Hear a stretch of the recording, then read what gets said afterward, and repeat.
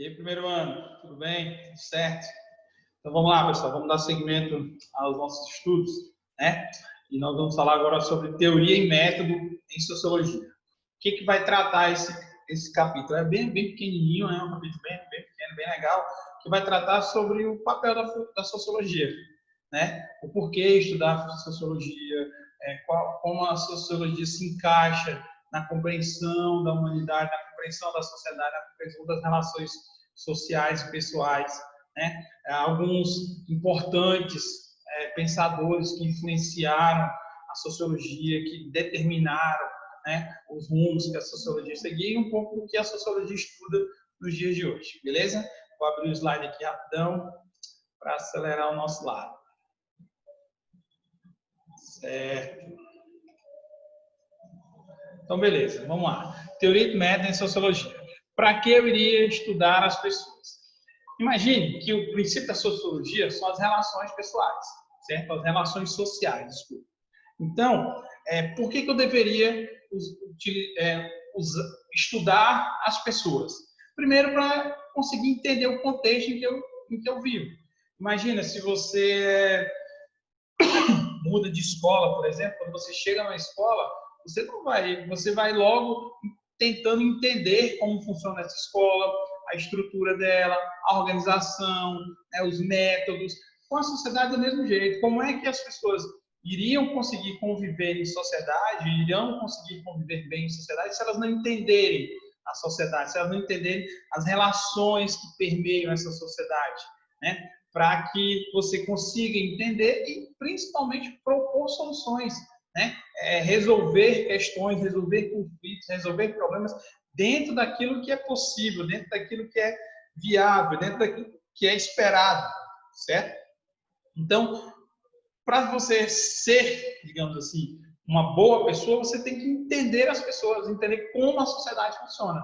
E aí você começa a entender isso como? Através da sociologia. Conseguindo estudar, entender, desculpa, através do estudo, como funciona a sociedade, como as relações foram formadas, como a organização da sociedade chegou ao ponto que é hoje, como as relações sociais se transformaram desde o início até o dia de hoje. Tudo isso você consegue através do estudo da sociologia, com a utilização da sociologia. Outras ciências sociais também, filosofia, história, antropologia, essas ciências sociais, né, elas ajudam na compreensão, as ciências humanas, na verdade, né, todas as áreas de ciências humanas, elas ajudam na compreensão da sociedade, das relações sociais, na formação da sociedade, na formação do indivíduo, cultural e socialmente. Beleza? Para que o ser humano tenha um melhor entendimento de si mesmo e contribuir para investigar e entender os problemas de uma sociedade, possa ter assim e assim propor soluções. Então é para isso que você tem que estudar as pessoas, para entender a sociedade, entender onde você se encaixa na sociedade, certo? O Charles White Mills vai falar sobre a imaginação sociológica, certo? Uma forma que vai além do que pode observar, que nos permite perceber o que está entre as palavras e por detrás das ações humanas. O que é essa imaginação sociológica que o White Mills traz? Por exemplo, existem coisas que nós fazemos corriqueiramente que que a maioria das pessoas não consegue entender o que tem por trás disso, né? Se eu não me engano, na apostila tem um exemplo de uma xícara de café.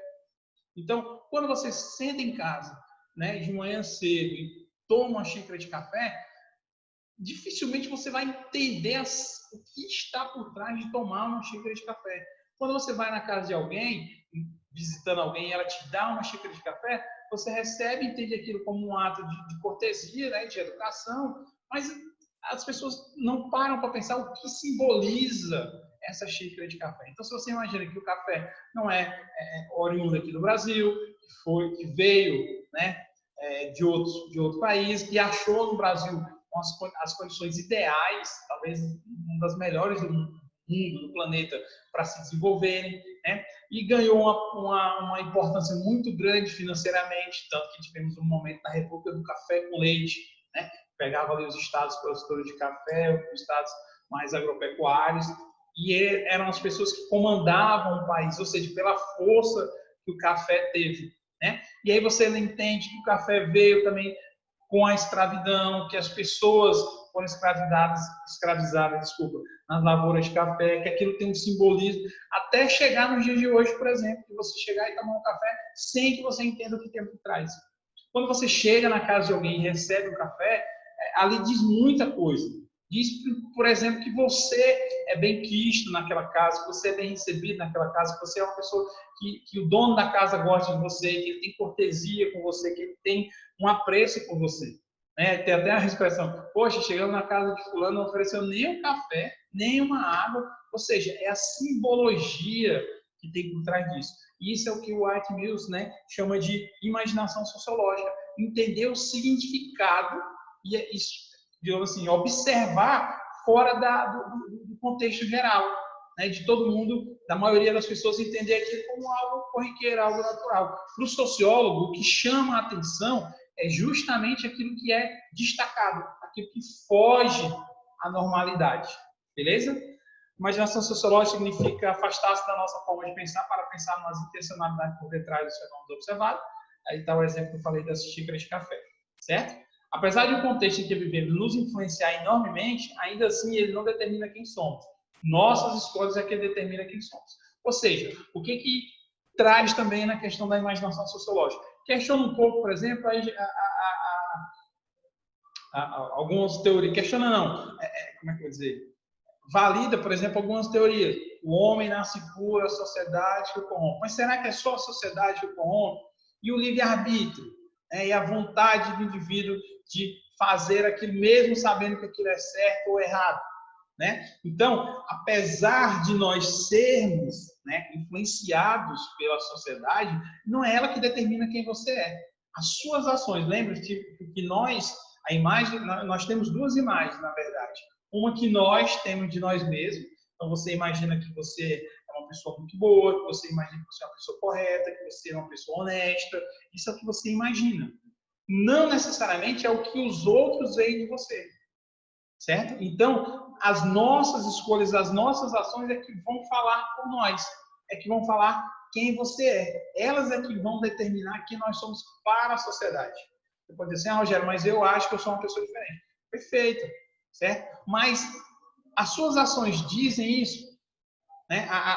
O seu comportamento diz isso. O que determina quem você é são as suas ações, inclusive as suas escolhas.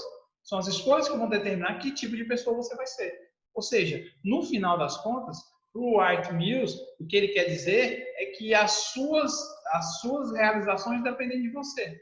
Talvez não exclusivamente, mas dependem de você. De interesse, de vontade, de buscar, de entender, de compreender, de aceitar, de rever. Tudo isso parte do indivíduo, não somente da sociedade. Ela nos influencia? Influencia. Ela nos conduz em certos pontos? Conduz. Mas a escolha não, mas as nossas ações é que determinam quem você vai ser. As suas escolhas é que determinam quem você vai ser.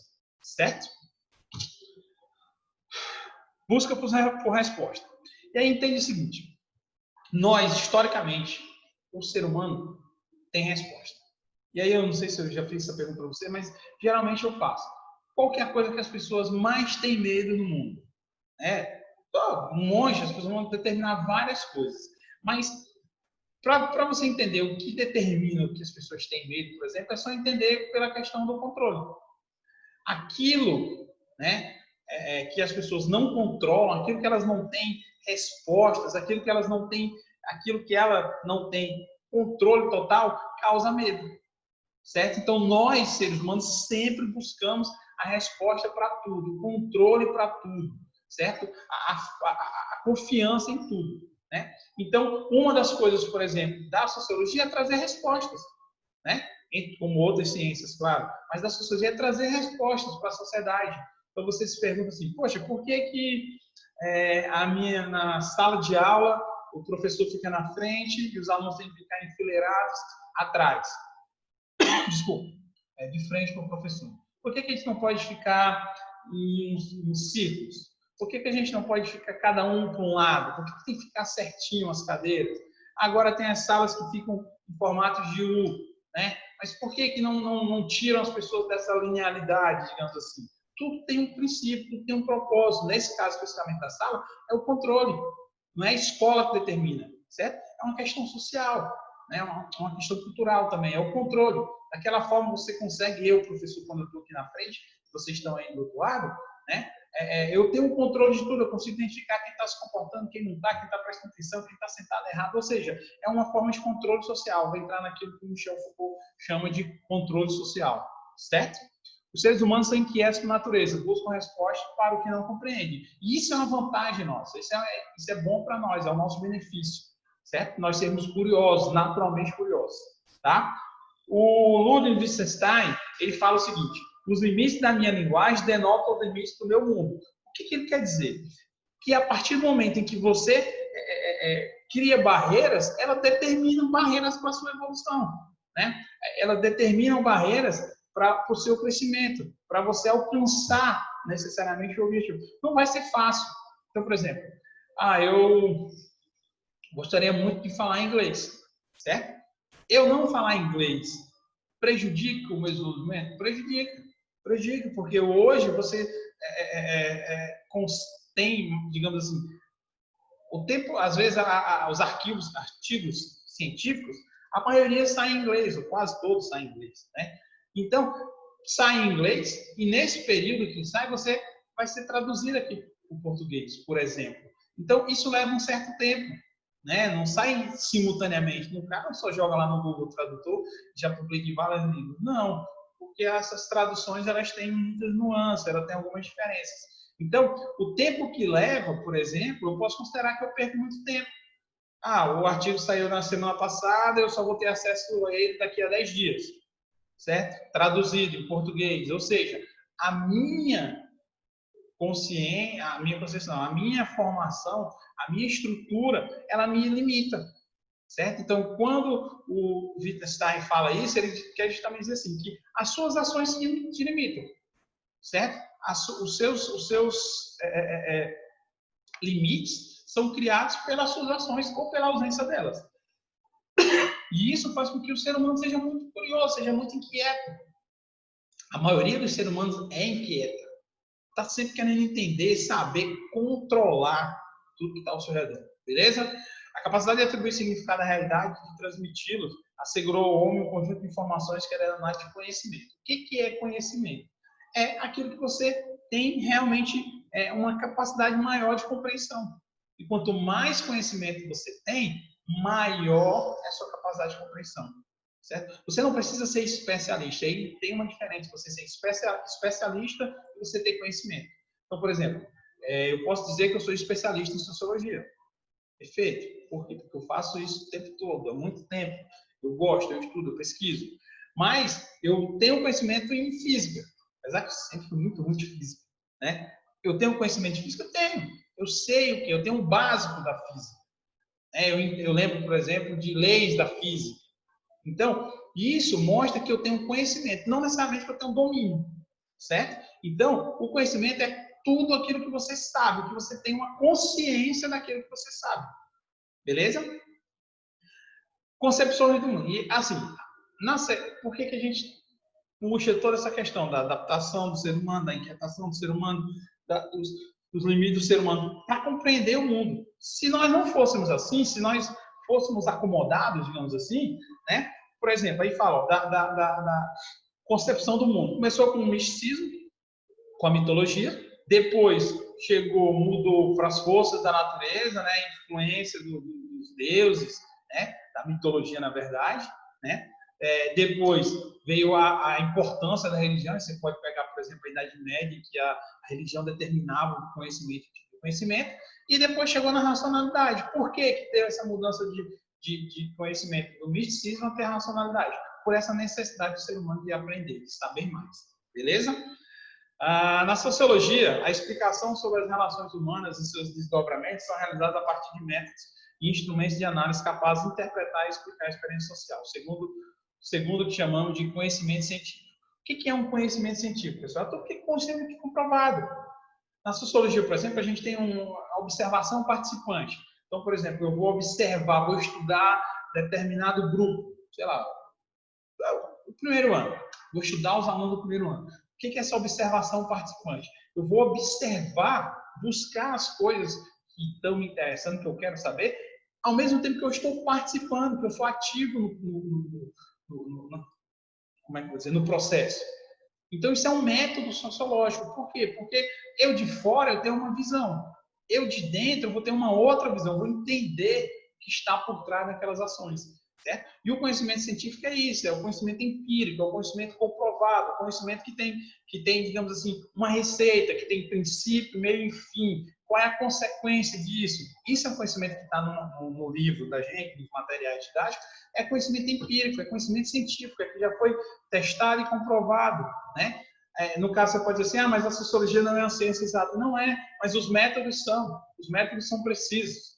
Né? Eu consigo identificar esses métodos e aplicar esses métodos para determinada situação. Isso é conhecimento científico. Isso é que faz da sociologia e das demais áreas ciências terem um método determinado, específico, para alcançar, para medir o comportamento, no caso da sociologia, que você está desejando observar.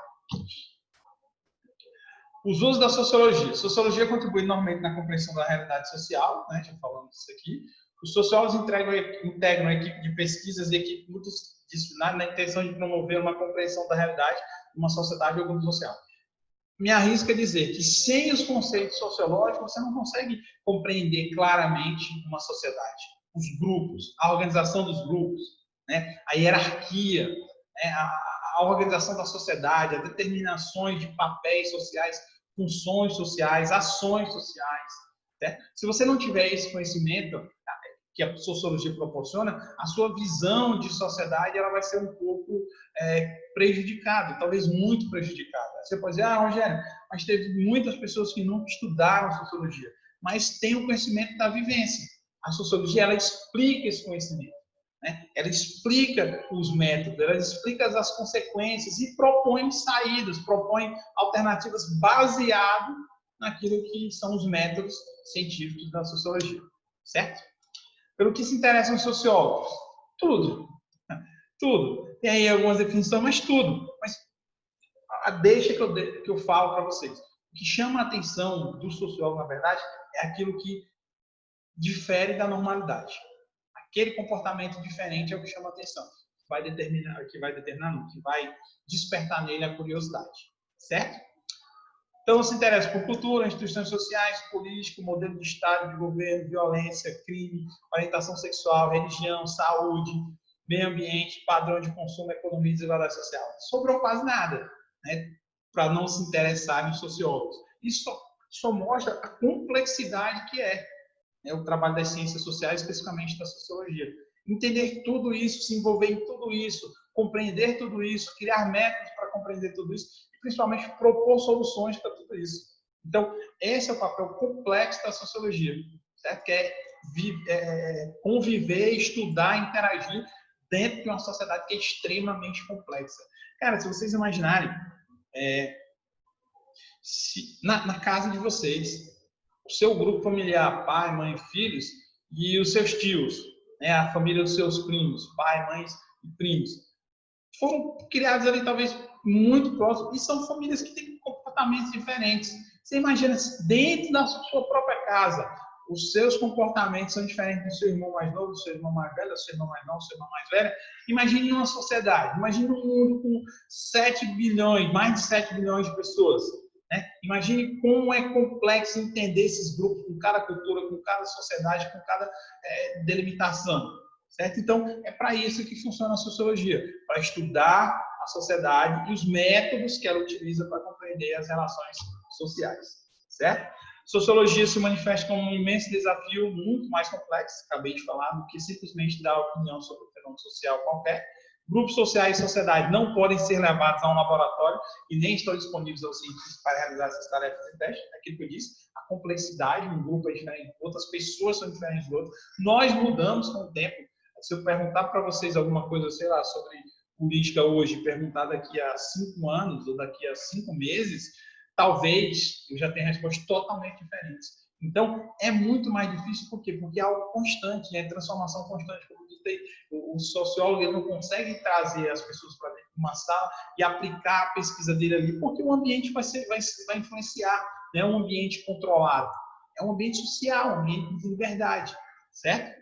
O objetivo fundamental das pesquisas é descobrir respostas para os problemas mediante o emprego de procedimentos científicos, né? Já falei isso para vocês. E aí traz 3 tipos de pesquisas. Pesquisas exploratórias, exploração a respeito de um tema geralmente pouco conhecido, aqui que eu falei, chama a atenção, né, o que é diferente, aí o sociólogo, né, vai estudar aquele tema, vai estudar o princípio daquele grupo, aquelas consequências, de onde veio esse comportamento, se foi um comportamento, né, de onde veio, qual o princípio disso, por que se mantém, se transformou, por que não sofreu transformações. Isso é a pesquisa de exploração, né? Chamou a atenção e você vai conhecer o tema, vai dissecar o tema. Pesquisas descritivas. Trata do trabalho de descrever determinado fenômeno ou grupo. Então, se você pode ser, né, que o sociólogo tem que explicar o que é determinado fenômeno, escrever para as pessoas o que é esse fenômeno, dar uma definição específica desse fenômeno, o que ele gera, por que ele gera isso. Né? E fazer com que as pessoas entendam, tentar fazer com que as pessoas entendam que aquele comportamento ele é cíclico, né? Ele não é de graça, ele não apareceu de qualquer forma, ele vem em uma sequência que levou aquele tipo de comportamento. E há pesquisas explicativas, identificar fatores que determinam ou que contribuem para a ocorrência dos fenômenos sociais investigados. Então, por exemplo, problemas políticos. Por que hoje, né, a discussão política, há algum tempo já, a discussão política está tão aflorada, está tão polarizada entre direita e esquerda? Tem uma explicação para isso, né? Tem uma explicação sociológica para isso, né? Por que hoje as medidas muito extremas da sociedade elas geram, né? Por que a sociedade hoje, as pessoas, as instituições geram medidas extremas ou de a favor ou contra? Isso também tem uma explicação sociológica, né?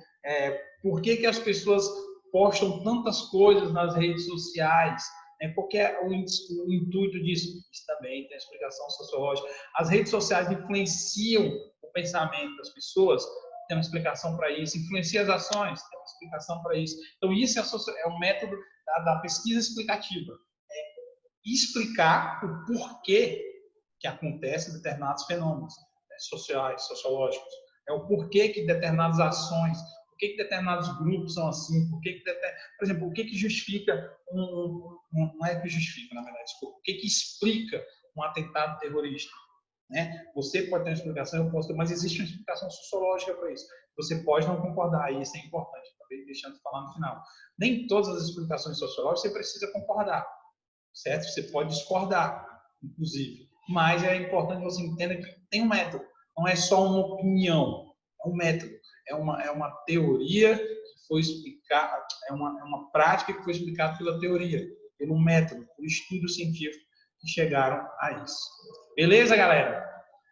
Como eu prometi, né? O assunto era rapidinho, o conteúdo era tranquilo, tá? Estou à disposição de vocês, já mandei o slide antecipadamente. Se precisarem de alguma coisa, boas horas, pode me chamar. Um abraço, fiquem com Deus.